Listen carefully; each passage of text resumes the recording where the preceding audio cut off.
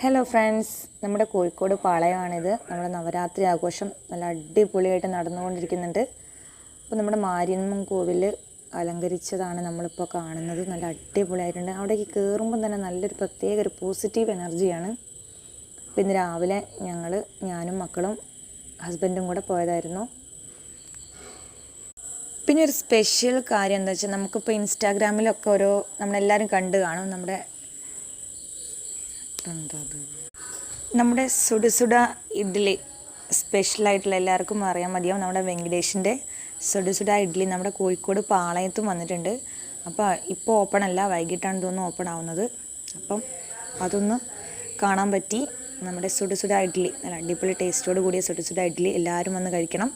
പിന്നെ ഒരുപാട് കൃഷ്ണ വിഗ്രഹങ്ങളും പാളയത്തുള്ള ഒരുപാട് പ്രത്യേകതകൾ കാണാൻ പറ്റി. എല്ലാവരും വരിക, നവരാത്രി നല്ല അടിപൊളിയാക്കുക.